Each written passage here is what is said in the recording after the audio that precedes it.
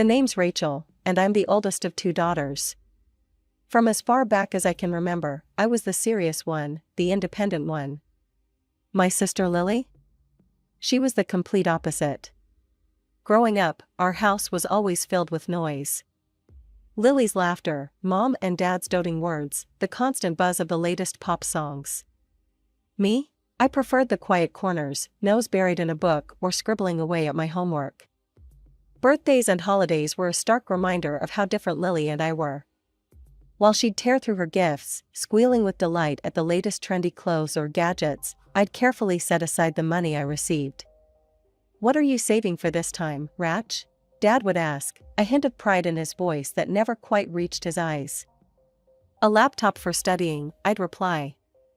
"The library computers are always full." He'd nod, but I could see the disconnect. They never quite understood why I didn't want the things other girls my age did. Lily, on the other hand, was a whirlwind of ever-changing styles and demands. "Mom, did you see the new iPhone? Everyone at school has one. I need it." And just like that, she'd have it. No questions asked, no saving required. I remember the day I finally bought my laptop. I'd saved for months, researching the best model for my needs. When I brought it home, I was bursting with pride. "Look, I finally got it," I announced at dinner. Mom glanced up from her plate. "That's nice, dear. Oh, Lily, tell us about your day at the mall." And just like that, the conversation shifted. Lily launched into a detailed description of her latest shopping spree, and my achievement faded into the background. It wasn't that they didn't love me. I knew they did, in their own way. But Lily was the sun in our family's solar system, and I was a distant planet, quietly orbiting on my own path. As we grew older, the differences only became more pronounced.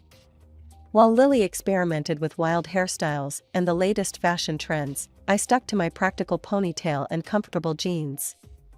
The library became my second home, a quiet sanctuary where I could focus on my goals without distraction. When it came time for college, I threw myself into applications with the same determination I'd shown throughout high school. I spent countless nights perfecting my essays, researching scholarships, and studying for entrance exams. The day I received my acceptance letter, along with a full scholarship, was one of the proudest moments of my life. I burst into the kitchen, waving the letter. "Mom, Dad, I got in. Full ride." Mom looked up from where she was helping Lily with her makeup. "Oh, that's nice, dear." "Lily, hold still, I'm trying to get this eyeliner perfect." Dad glanced over his newspaper. "Good job, Rachel." We expected nothing less. Their lukewarm response stung, but I was used to it. I retreated to my room, clutching the letter to my chest. This was my ticket out, my chance to prove myself. Meanwhile, Lily barely scraped through high school. The day she brought home her mediocre report card, I expected our parents to finally show some disappointment. Instead, they rallied around her. "Oh, sweetie, don't worry about it," Mom cooed, stroking Lily's hair. "College isn't for everyone. You're talented in so many other ways." Dad nodded in agreement. "That's right, princess. You'll find your path." I couldn't believe my ears. "Are you kidding me?" She barely passed. Mom shot me a sharp look. "Rachel, don't be cruel. Your sister has other gifts." I bit my tongue and retreated once again. It was clear that no matter what I achieved, Lily would always be the favorite. College was a breath of fresh air. For the first time, I was surrounded by people who valued hard work and ambition. I threw myself into my studies, determined to make the most of this opportunity. One day, during my sophomore year, I got a call from home. It was Lily, her voice bubbly with excitement.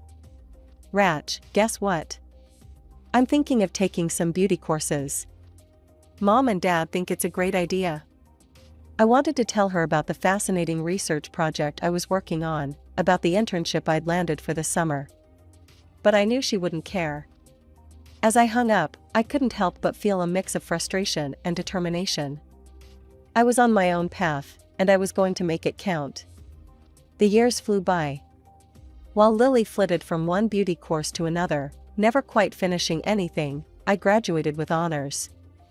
I landed a job at a prestigious company before the ink was dry on my diploma. The day I moved into my own apartment was bittersweet. As I unpacked my meager belongings, I thought about how different my life was from Lily's. She was still living at home, being pampered by our parents. But I was standing on my own 2 feet, ready to take on the world. My first few months at work were a whirlwind. I worked longer hours than anyone else, determined to prove myself. My dedication didn't go unnoticed. Within a year, I was promoted to team leader. I called home to share the news. Mom answered, "Oh, Rachel, that's nice. But guess what? Lily's met the most wonderful boy. He comes from such a good family. We're all so excited." As she rattled on about Lily's new boyfriend, my promotion faded into the background. I hung up feeling deflated but more determined than ever. If my family couldn't appreciate my achievements, I'd just have to achieve even more. I threw myself into my work like a woman possessed. Days blurred into nights, weekends became just another opportunity to get ahead. My dedication paid off. I got another promotion, then another. Before I knew it, I was head of the department, the youngest in the company's history. Mr. Thompson, the owner, called me into his office one day. "Rachel, your work has been exceptional. We've never had someone rise through the ranks so quickly." I beamed with pride. "Thank you, sir. I love what I do." He smiled. "It shows. That's why I want to offer you something special. We have a program for our top employees, a chance to buy an apartment at a significant discount. You've more than earned it." The next few weeks were a whirlwind of paperwork and planning. When I finally got the keys, I felt like I was walking on air. I decided to throw a housewarming party, a chance to celebrate my success with the people who mattered most.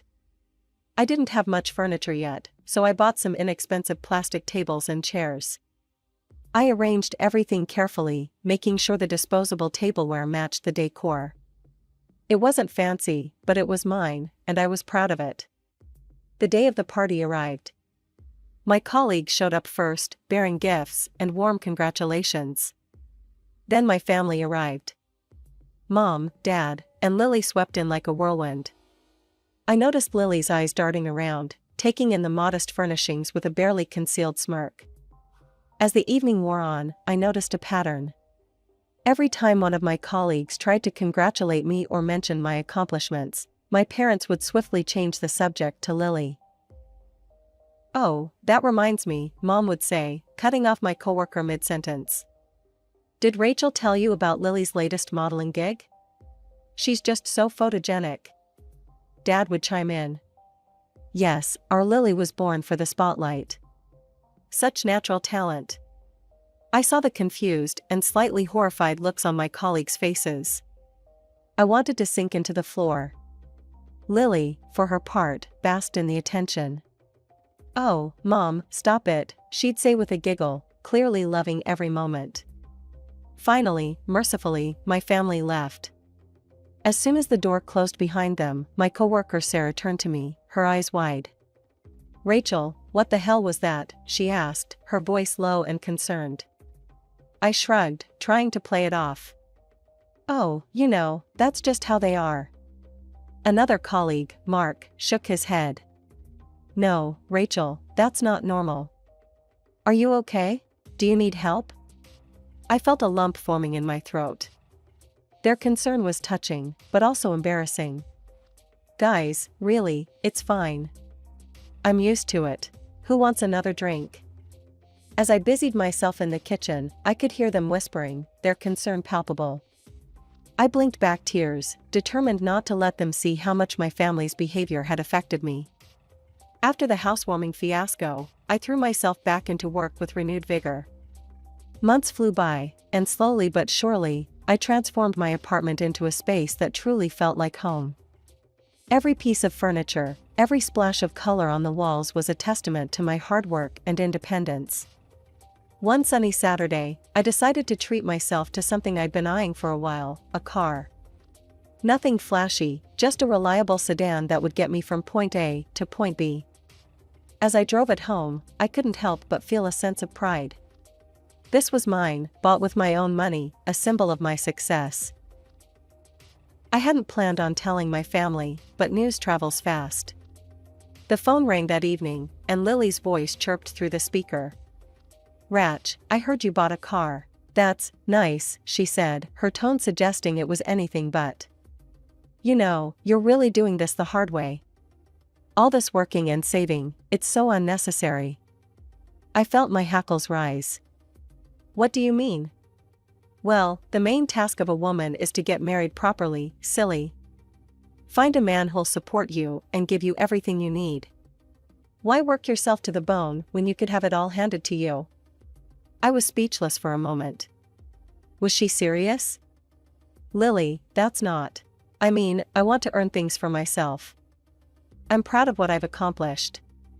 She laughed, a tinkling sound that grated on my nerves. "Oh, Ratch, always the difficult one. Well, you'll see. I'll show you how it's done." Before I could respond, she had hung up. I stared at the phone, a mix of anger and disbelief swirling in my gut. How could we see the world so differently? A few months later, I got my answer. Lily called, her voice bubbling with excitement. "Rachel, you'll never guess what happened. I'm getting married. His name is Robert. He's absolutely loaded, Ratch. His parents are paying for the whole wedding. It's going to be gorgeous." As she rattled off details about dresses and flowers and guest lists, I felt a strange hollowness in my chest. This was what she had been working towards, I realized. This was her version of success. The day of the wedding arrived all too soon. I stood in the grand hall, feeling out of place among the glittering guests. Lily was radiant in her designer gown, and our parents couldn't stop gushing. I sipped my champagne, trying to quell the bitterness rising in my throat. Had they ever looked at me with such pride? Had they ever been this happy for my accomplishments? As the evening wore on, I felt more and more like an outsider. Lily was in her element, charming guests and basking in the attention. Our parents flitted about, proudly introducing themselves as the parents of the bride. As I drove home in my modest car, to my modest apartment that I'd worked so hard for, I couldn't help but wonder, had I made the right choices? Was Lily right? Had I chosen the harder path? But then I thought about my job, my achievements, the sense of pride I felt every time I accomplished something on my own. No, I decided. My path might be harder, but it was mine. And that made all the difference. After Lily's wedding, life settled into a new rhythm. Work kept me busy, but my mother's frequent calls became an unwelcome interruption. Every conversation was the same. "Rachel, darling," Mom would start, her voice dripping with false sweetness. "You'll never believe what Lily's been up to." I'd brace myself as she launched into another tale of Lily's fabulous new life. "She's been invited to the most exclusive gatherings. Can you believe it? Our Lily, rubbing elbows with high society." One day, after a particularly trying call, I couldn't hold back anymore. "Mom, that's great for Lily, but don't you want to know what's going on in my life?" There was a pause. "Oh, honey," she said, her tone patronizing. "Of course we care. But you really should learn from your sister. Be more beautiful, get things easily. Why work all day for pennies when you could have it all?" A few weeks later, an invitation arrived. Lily and Robert were having a housewarming party for their new luxury apartment, a gift from his parents, of course. The night of the party, I stood outside their building, feeling small.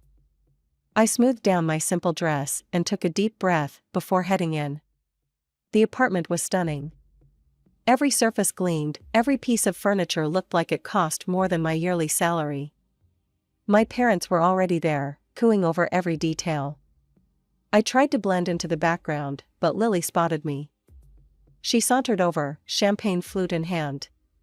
"Rachel, so glad you could make it," she said, her eyes scanning my outfit critically. "I hope you're taking notes.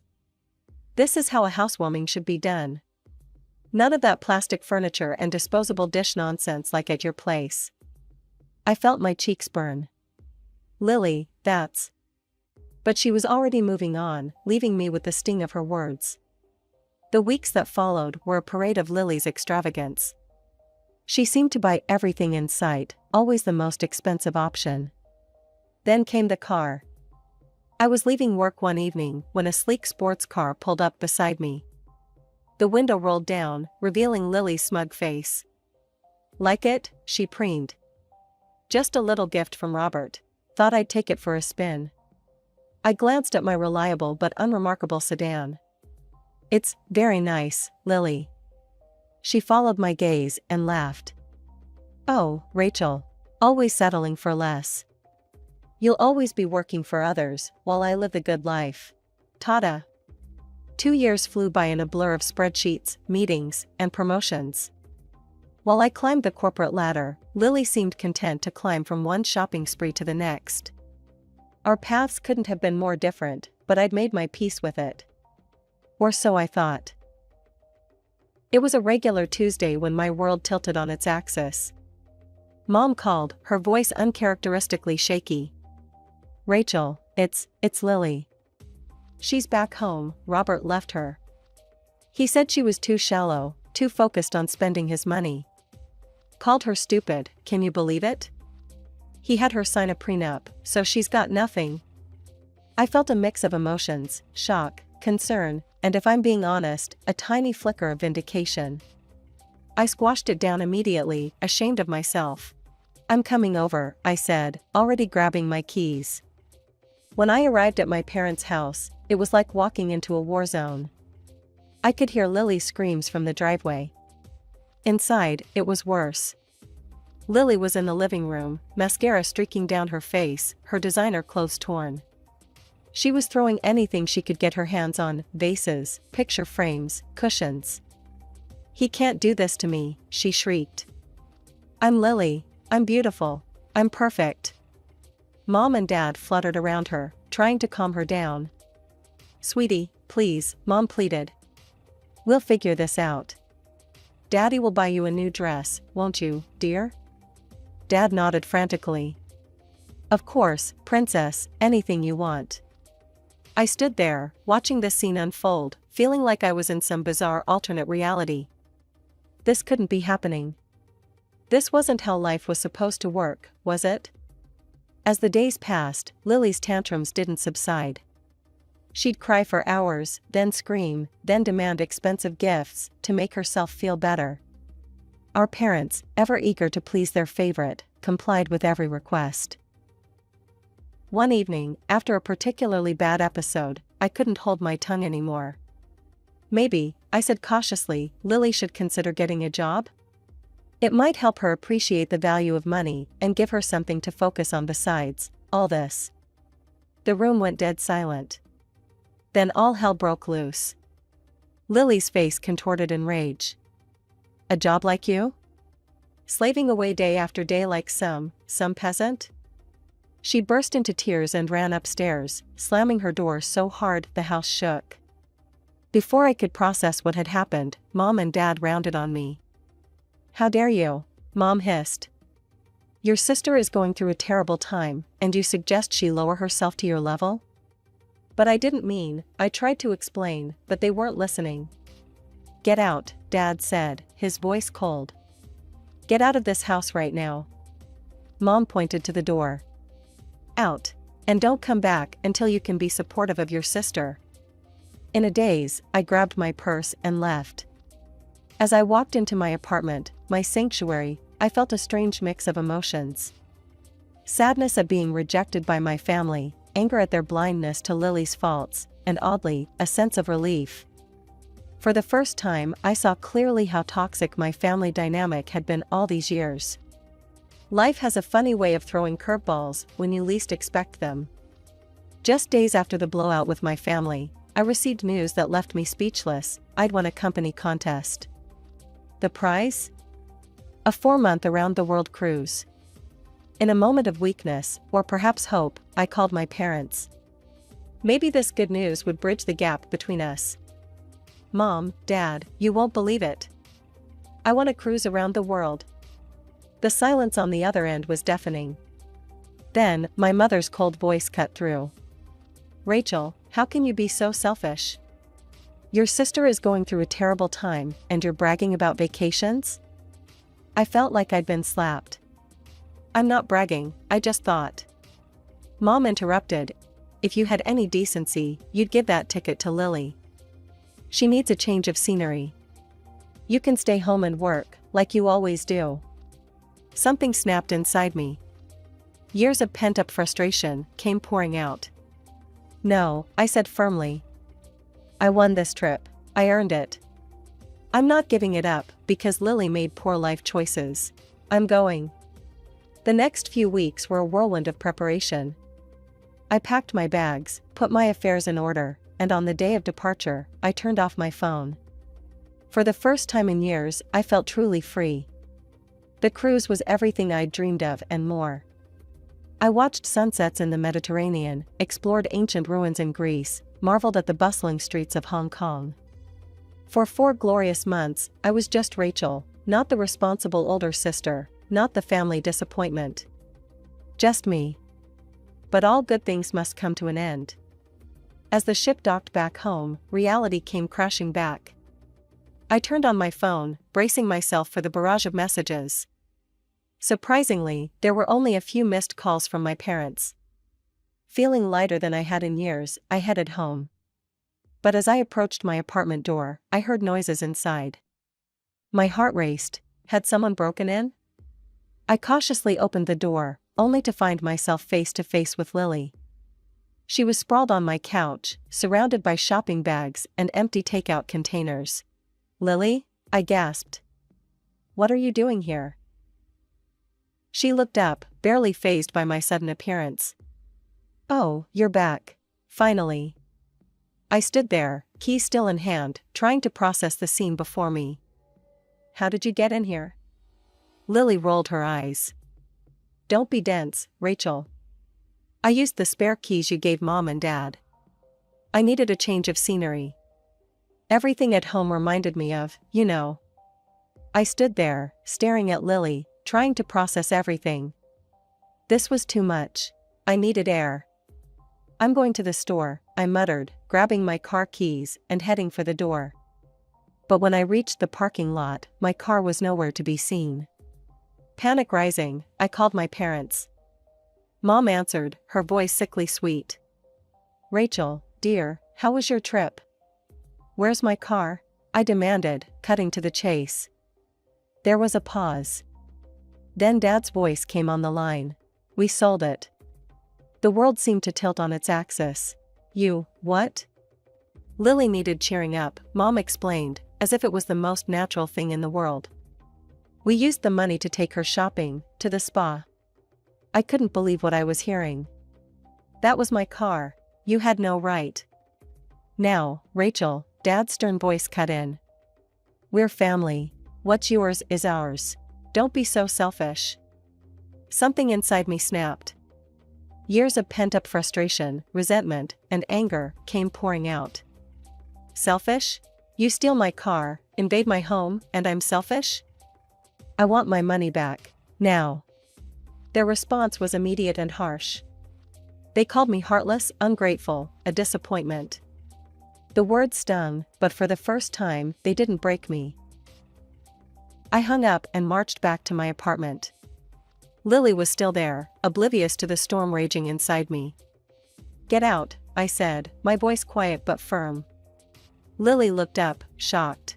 "What?" "Get out now." She tried to argue, to manipulate me like she always had, but I stood firm. For once in my life, I put myself first.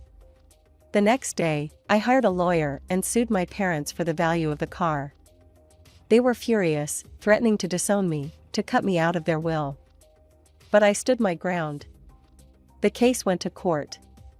It was a grueling process, laying out years of emotional manipulation and financial abuse for strangers to judge. But in the end, justice prevailed. The judge ruled in my favor. My parents were forced to sell their house to repay me. They moved into a small apartment, all the while painting me as the villain who had ruined their lives. But for once, their words couldn't touch me. As I drove my new car home from the dealership, I felt a weight lift off my shoulders. For the first time in my life, I was truly free. Free from expectations, free from manipulation, free to be myself. I cut off all contact with my family. It wasn't an easy decision, but it was necessary. The first few months were hard. There were moments of doubt, of loneliness. But slowly, I began to build a life on my own terms. I threw myself into my work, rising quickly through the ranks.